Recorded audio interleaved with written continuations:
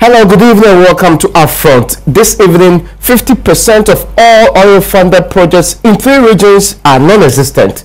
Zilch, nothing on the ground. This according to the Public Interest and Accountability Committee's report. Now, the minority is contesting this particular issue. The minority spokesperson on finance, the man who is also a former deputy finance minister, is my guest today to query these matters. On the phone line to you, hear from the PIAC and other associated bodies who are demanding the Auditor General probes the matter further. After this break, we will start our conversation.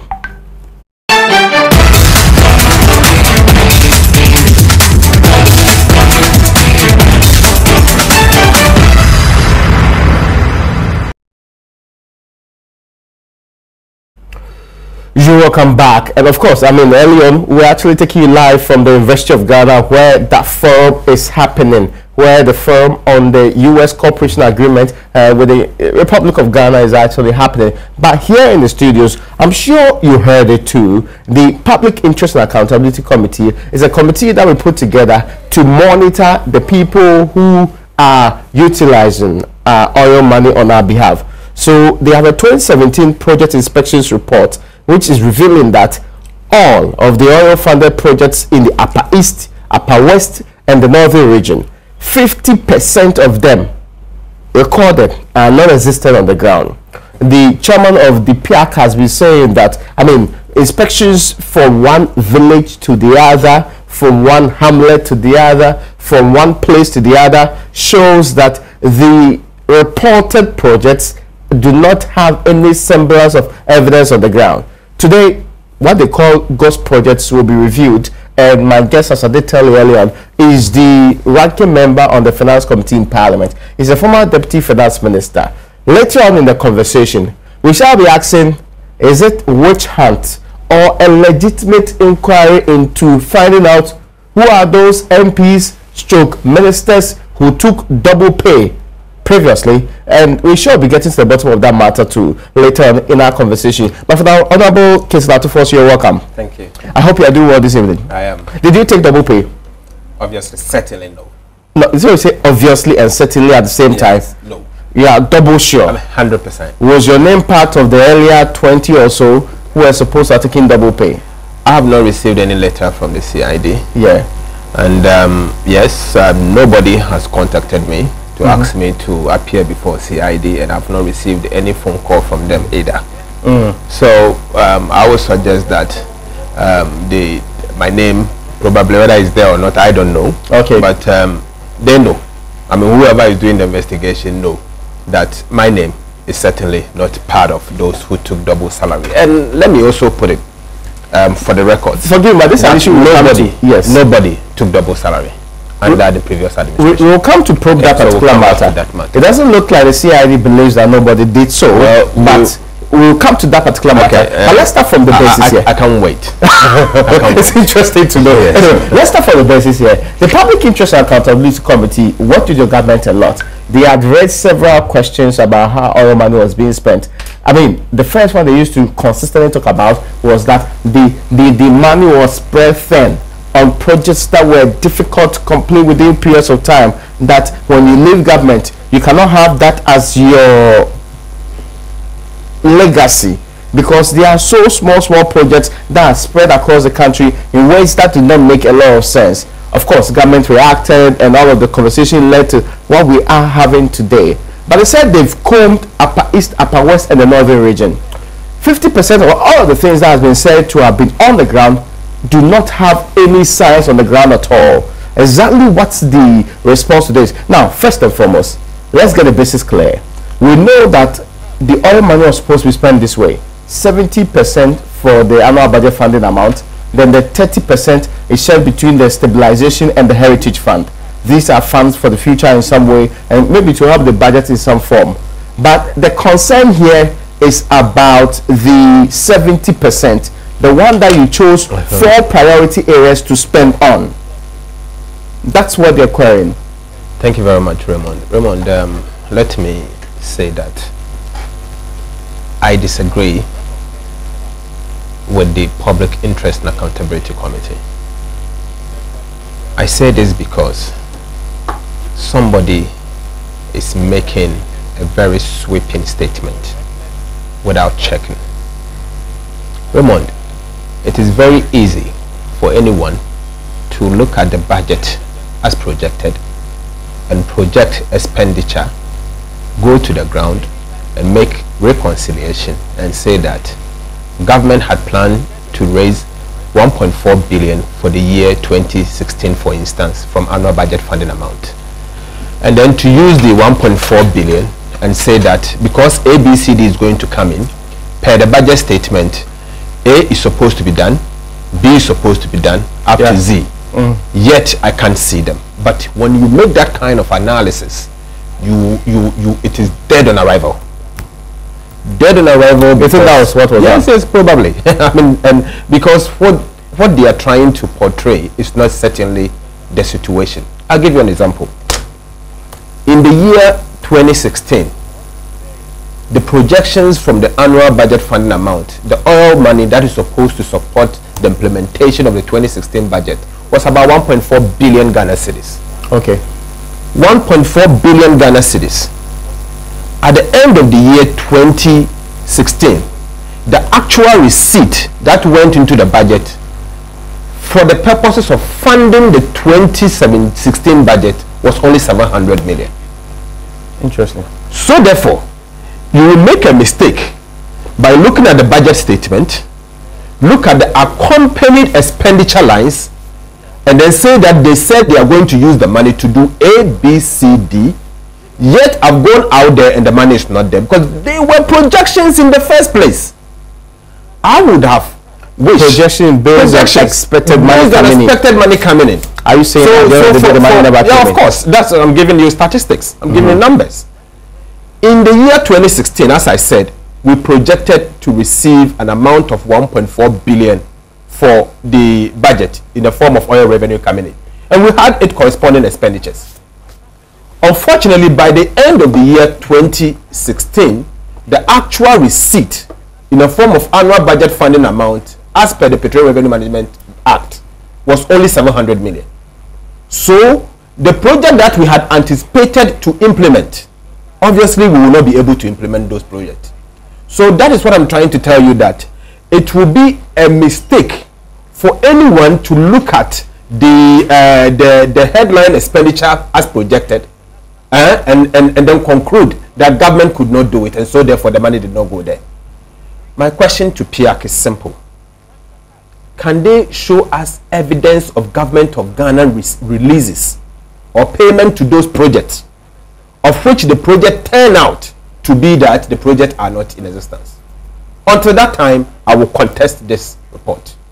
Okay, I will contest this report because it cannot be the case. You give room for 50%. It's way too much. You give way too much. Do you know these projects? I don't know the project you're talking about, and I'm telling you it's impossible. I tell you the reason why it is impossible. But if you know the project, how do you conclude that it's impossible? You see, I'm giving you the reasons why it can be possible.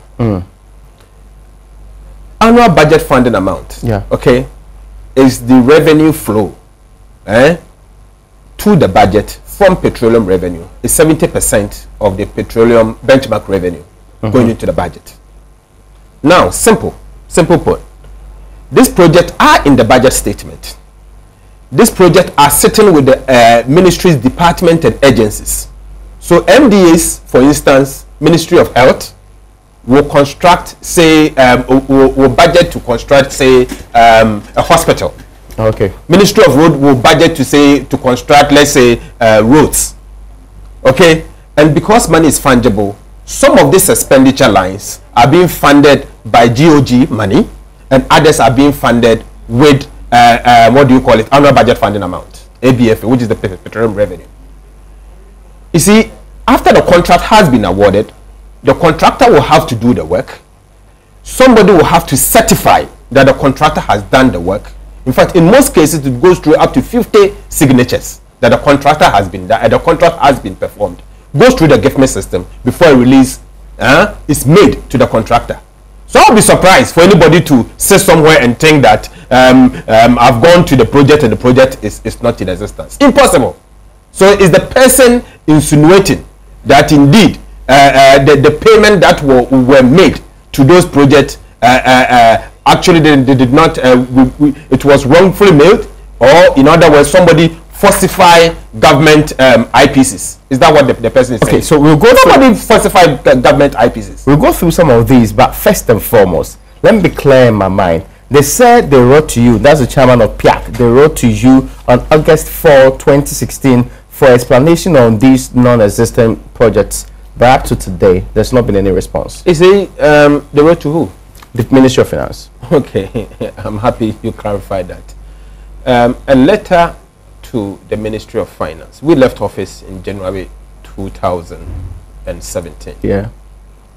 It is the duty of any successive government to reply. Government is. But this was in August 2016. Well, for instance, if for instance somebody failed to, he's saying that up to date nobody has replied. Yes. Look at the timeline. August to December, yeah, when we finished our tenure and left, was approximately 4 to 5 months, yeah, before we left. About 4 months, and we left office, and the new government came in. What have they also? What have they done so far? Have they also responded to the issues? I've been trying to reach somebody from the Ministry of Finance to get clarity on the matter, because obviously it can't be the case.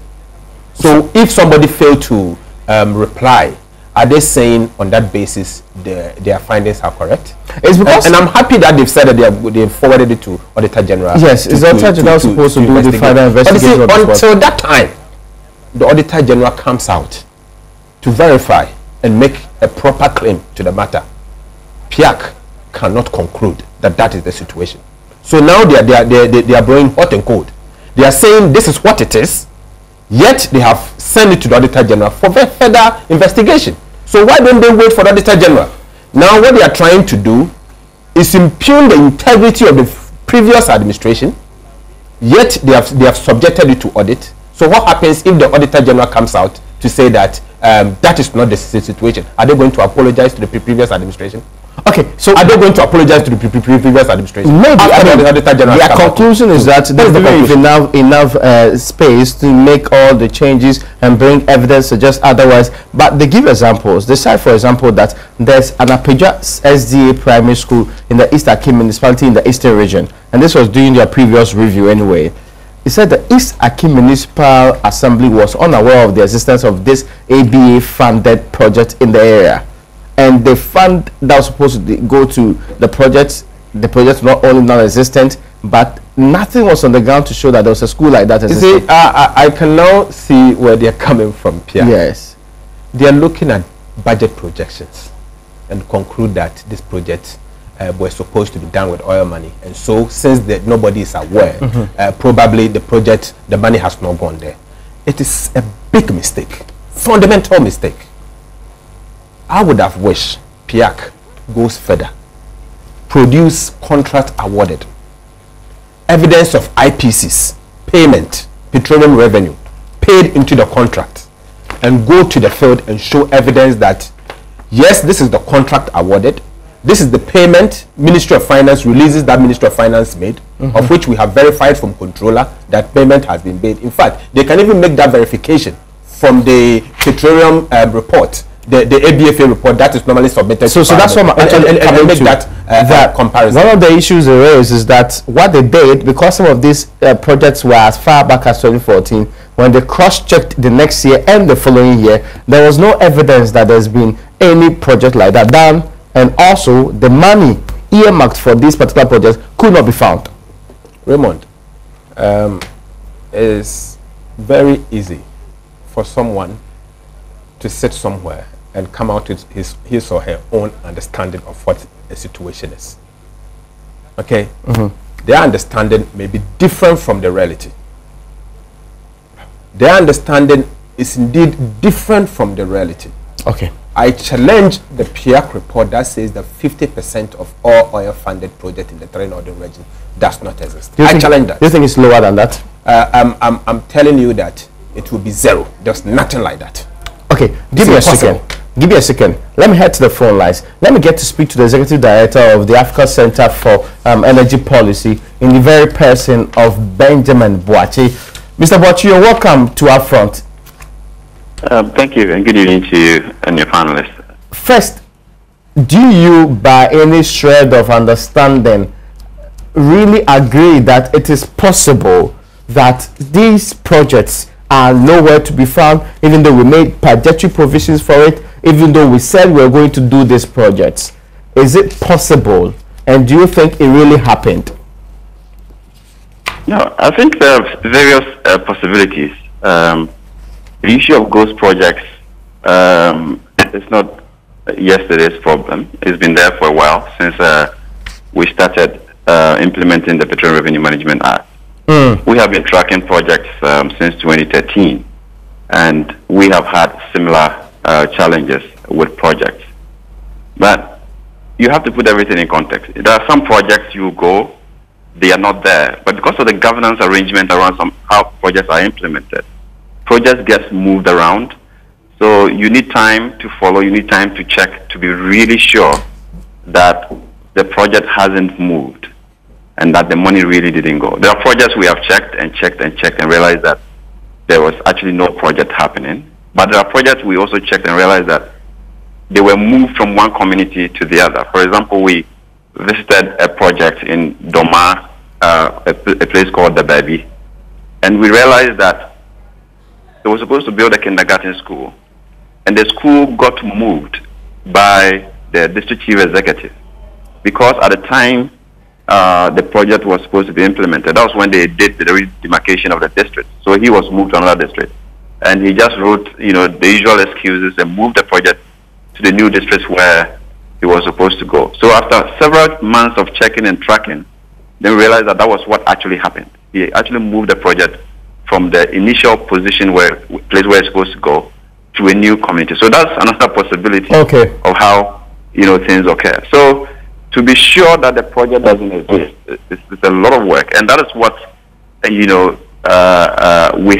we have been arguing about. That we have to be transparent about how things change, how things work in Ghana. If a project is supposed to move from one community to the other, the name of the project, the community, and everything ought to change, so that when you are reporting to the Minister of Finance or the Ministry of Finance, Ministry of Education will not so use the community that was originally supposed to receive the project. And that's what happens in some instances. Okay, Ben, if I understand you, what you're saying is that it is very possible that most of these projects might not have been undertaken at all, and that they might have moved or the monies were not made available, and that there needs to be cross-checking of these before one can come to a definite answer that indeed they are ghost projects.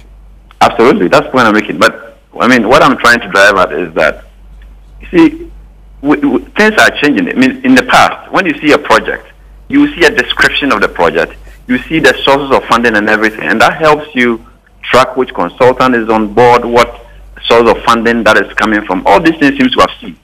So you go to small projects, you don't see any description at all. So it takes so long for you to be able to search and get to that conclusion. You write to state agencies, they don't respond to you, you don't get any information. All you get is a name of a project. And if the project has moved from that location to another location, that change ought to be effected at the chain for you to be able to know that this is actually what has happened. One thing we also found is that you get your project, Get Fund says, I have done this project.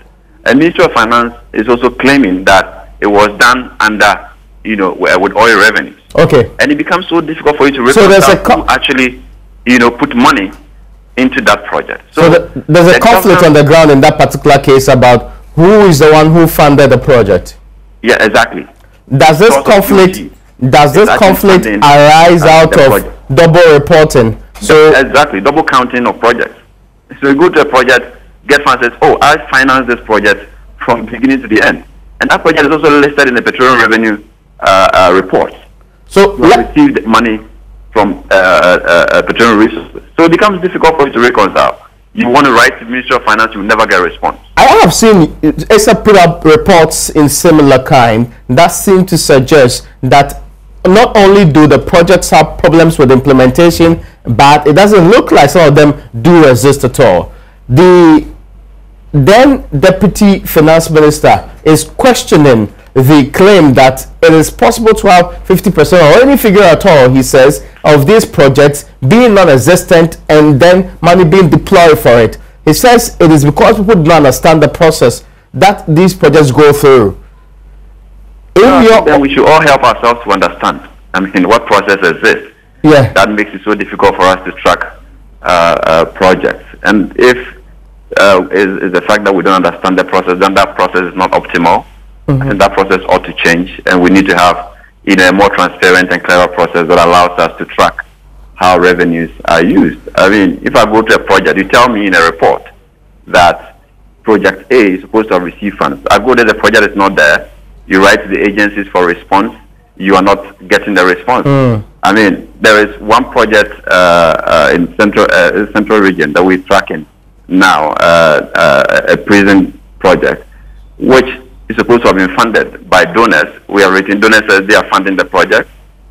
Ministry of Finance says they're putting money in there. And we are trying to, for what, 5 months now, trying to verify how Ghana government, whether it's counterpart funding or whatever funding, allowed us to use oil monies into the project that a donor is saying that they are financing it. Nobody wants to respond to you. So in that situation, you wait, and you issue a report. Because you can't wait forever. You want to track the oil revenue. You understand? So these are some of the difficulties around transparency. But if you check the Petroleum Revenue Management Act, the law says that the minister should give us status update of the project. A status update is not a list. You're supposed to tell us how much has gone in, what stage of completion the project is, where it was moved from before you finance, during that financing stage, what the financing component was actually able to do. You're supposed to tell us all of that detail. We don't get that. You understand? So you only get a list, and the best you can do is take the list, go find the project, try to see which consultants are on board. And you go there, you won't see the consultants on the project because they're supposed to be a signpost describing who is involved. You don't get to see those signages. So all you do is try and meet the assemblies, and unfortunately the assemblies usually don't even know that oil revenues are financing those projects. So you have to come back to Accra and start talking to the agencies or the ministries involved. And in most cases, what happens in the contracting process is that the Ministry of Education, for example, will award contracts in a district like Doma, and then they give the contract letter to a contractor to go to the district with a letter, and then he goes and tells them that I have a contract, show me a place where I can go and build a school. I mean, how can you cost a project without even knowing where it's going to be built? Because you know that fundamentally, even where you are positioned, the building can influence the costing of this particular project. The project. How can you locate a project without knowing where you're going to build it? My final question to you, forgive me, is the referral, and of course the PIAC says they have developed a list of projects that are nowhere to be found. This list has been referred to the Auditor General for proper investigation, and they say that if anything is established to be untoward, what they will do is push for prosecution of these former officers who were in charge of the state's money, our oil money, at that particular time. Is that a step in the right direction, mindful of what we know to be the situation? No, I think it's in order. But you see, sometimes when we speak, I heard a bit of the former minister's statement, but he would agree that where he sits, he doesn't see everything that is happening along the chain. Because from what we have learned, the Ministry of Finance doesn't spend on doesn't monitor the project themselves. The monitoring is weak. So the Ministry of Education, for example, report what they use oil money that was allocated to them to do. So they will give them a list of projects. So when you go and find problems and you track the Ministry of Education, I mean, it is then that the Ministry of Finance would come back to realize where the difficulties and the challenges are. So it's not a perfect system. And I think that we should all be patient and contribute to the process of refining how we govern our oil revenues so that we can be more optimal and efficient about the way revenues are spent. And it's difficult, really, to track how projects are delivered and financed. But I think it's in order if the Auditor General wants to step in. But I think they also want to, they have more powers, they want to get more data and more information on the project. And if they find anything untoward, to be in order to prosecute people. And I'm very grateful for you joining us today. And Benjamin Boakye is actually the Executive Director of the Africa Center for Energy Policy. He's an energy think tank anyway. But I'm back here in the studio. You did hear the thoughts of this. They've done similar projects in times past. They allude to the difficulty that you express in this particular case, but they are not oblivious of the fact that there are still problems with tracking that ought to be fixed generally. Yes, Raymond, let me give you an example. He made reference to a particular project in the central region, and he said it's a prison.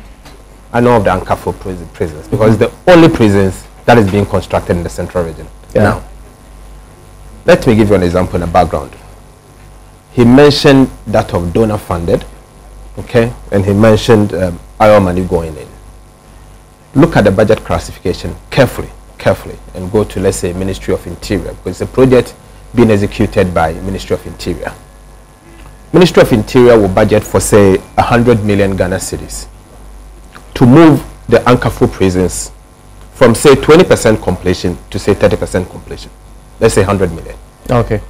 Out of the 100 million, they will not complete it. No, 100%. No. Out of the 100 million, we need 100 million. So you will say that, okay, donors are giving us 30 million.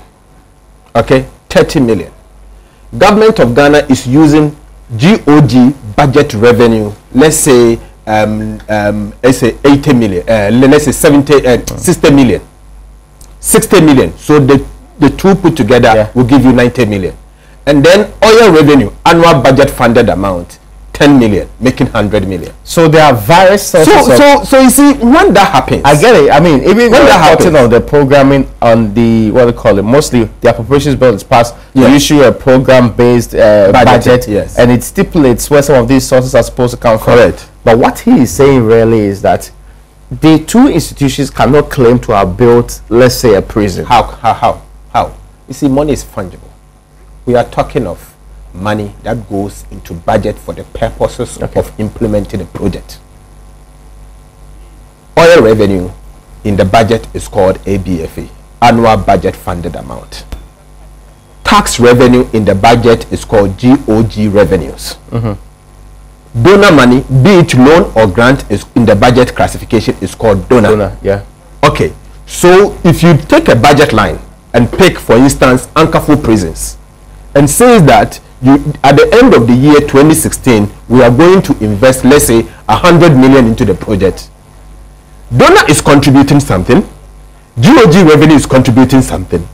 At the same time, the oil revenue coming through ADF is also contributing something.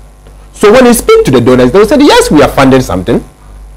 Budget revenue coming from GRA is contributing something, and then also we are also getting ABFA, you also contributing something. Do the donors know that the amount of money they are pumping into a project is not for its completion, but it's for the movement of the level of completion from, let's say, 30 to 40 or 50%? Are they of the particular understanding that they are funding the entire project or a part of it? Let me say for the records that even the donor classification in the budget does not necessarily mean grant or free money coming from donors. In some cases, it's loan. Okay. So government has taken loan, let's say, from any of the donor agencies. It may be a concessional loan or a commercial loan, but the classification in the budget says donor. And then that of grant. The donors will know what they are contributing anyway. They will know that, for instance, we are contributing 20%. If I'm going for a loan, I know that I'm using the loan to let's say, move it from level 1 to level 3. So they're already aware. Okay, so the budget classification is always clear. What is not clear to the Public Interest Accountability Committee and other think tanks is obviously how the Ministry of Finance work. In fact, I've made this point time and time again, that it's about time that the Ministry of Finance engage with the Public Interest and Accountability Committee, similar to the way we engage Parliament, for them to give them some sort of understanding on how budgeting and budget processes works and how releases are made to certain projects. If that happens, comments like this obviously will be avoidable, okay, and that misconception and that kind of information that will throw out the public space would minimize, because some people will have some understanding. He alluded to a point that, yes, he witnessed a project that was shifted from one community to the other. That does not mean the project does not exist. But is the classification not problematic? You see, the classification is problematic. I concede to that. But when you are looking at whether somebody has misappropriated money or payment has not gone to a project, you cannot conclude that the project does not exist in a case like that. There may be various reasons why the project was moved, other than what he said. Maybe a group of people sat down and said that the siting may not be beneficial to community A, so therefore let them move it to community B. There may be various reasons, and he made reference to kindergarten.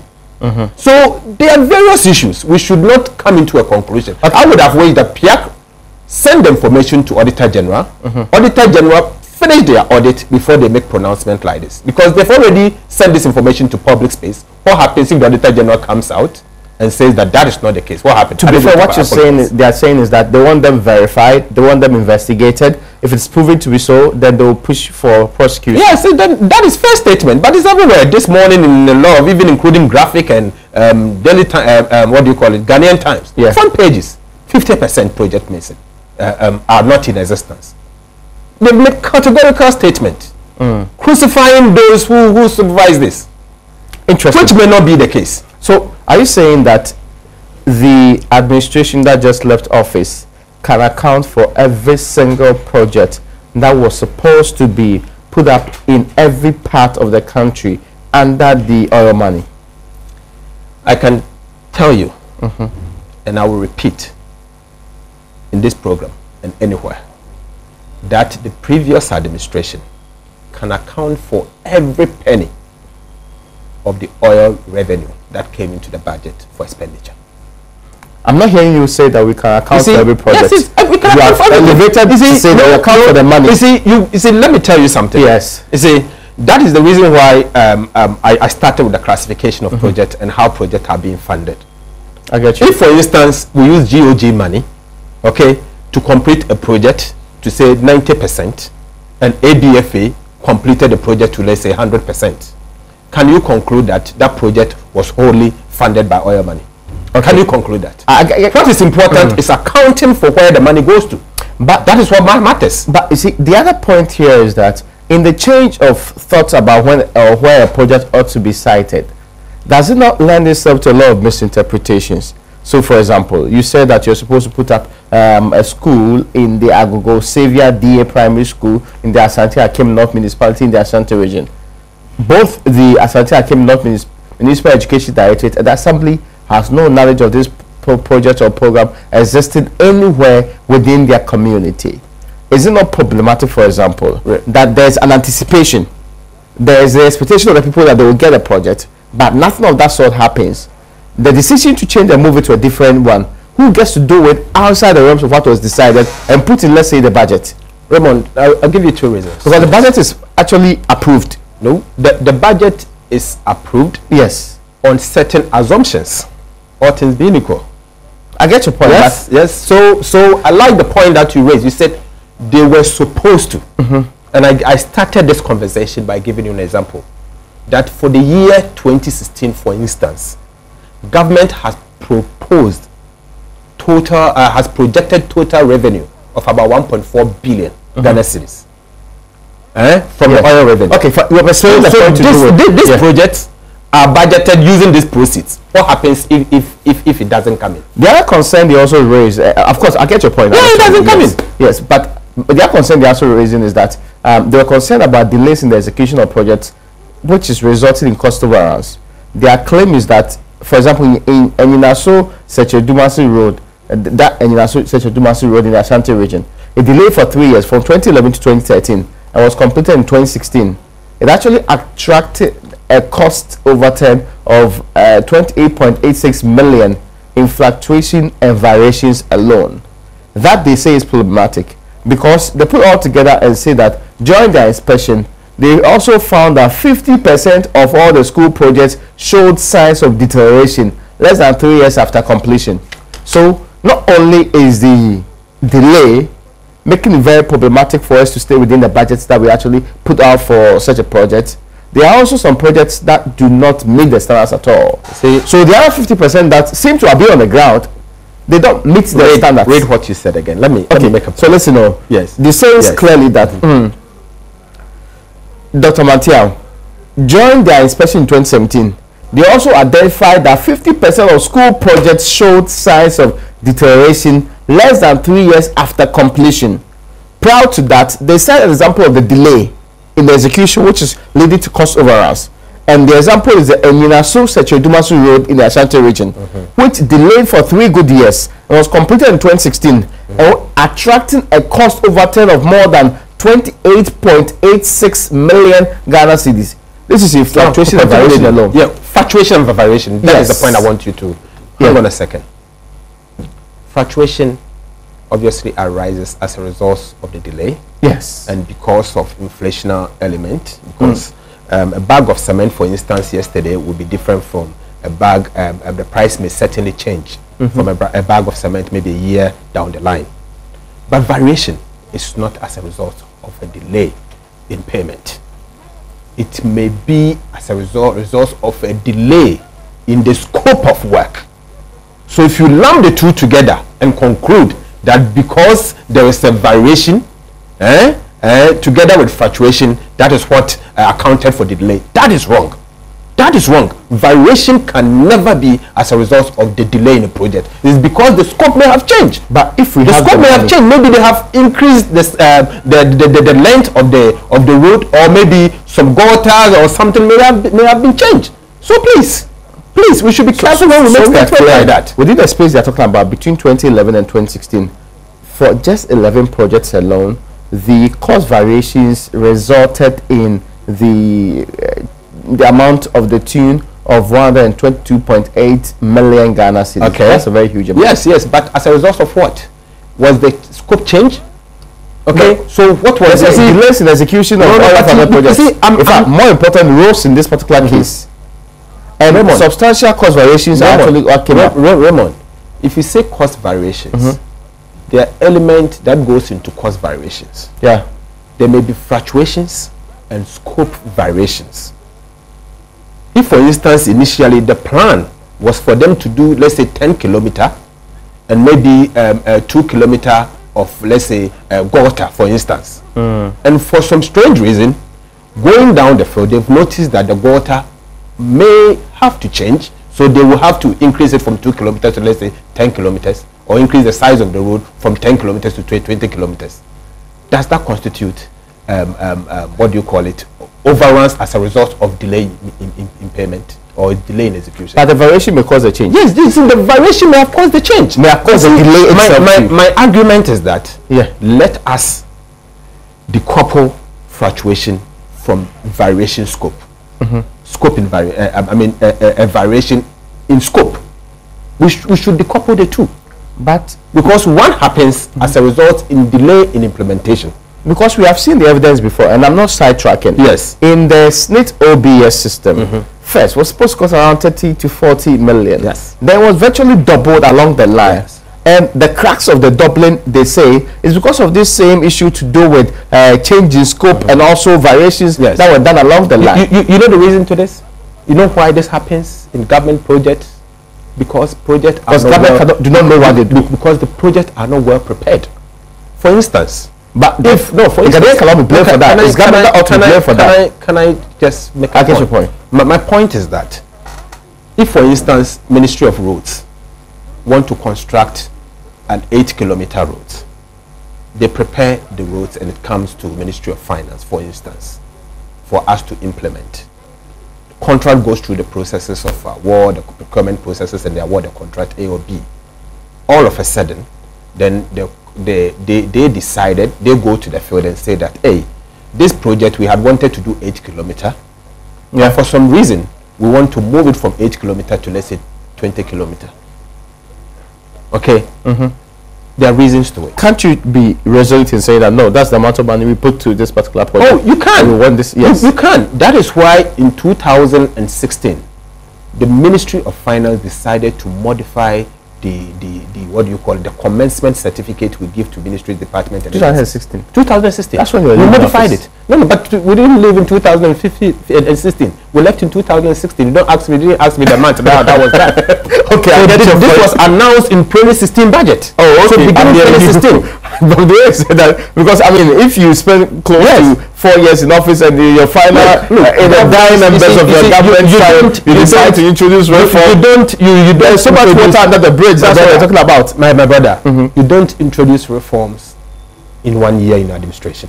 Reforms are supposed to continue improving the process. Okay, so you do something, you find something wrong, and you introduce reforms. There's a question I have to ask you before I move on, and this is a question because of what all of this mean. We've so far had close to 4 billion from the oil money in our kitty, and we've used over the period of time. There's a question that people keep asking me. That question is, what do we have to show for it? Which N1 project, the George Walker Bush, do we have to show for it? Which massive infrastructure development have we done that can pinpoint to and say that because of the oil money we're able to build this? You see, you will make a big mistake if you draw that argument.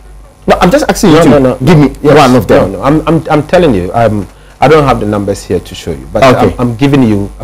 Allow me to make a point, please. My argument is that you prepare a budget with oil revenue, and you prepare certain expenditure lines, assuming oil revenues are coming in.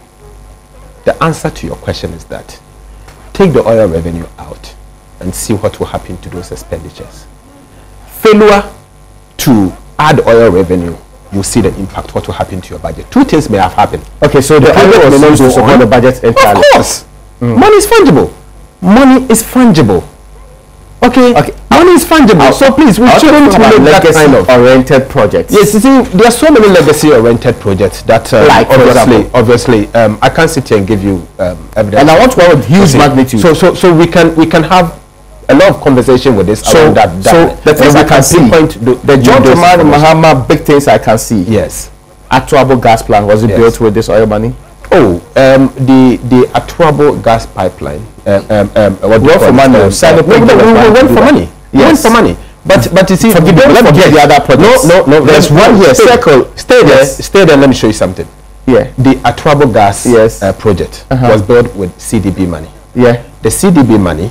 Okay. You agree with me that a percentage of the oil revenue was kept in account for the purposes of paying for that debt. You know that? Yeah. So we cannot say that oil money did not play a role. Oil money played a major role. I want to in servicing that debt. Let's take a break, Honorable. When we come back, we will have to switch to the other issue to do with whether or not you and your colleagues took money, double pay, for the people of this republic for job done as ministers and as members of parliament, contrary to law in this republic.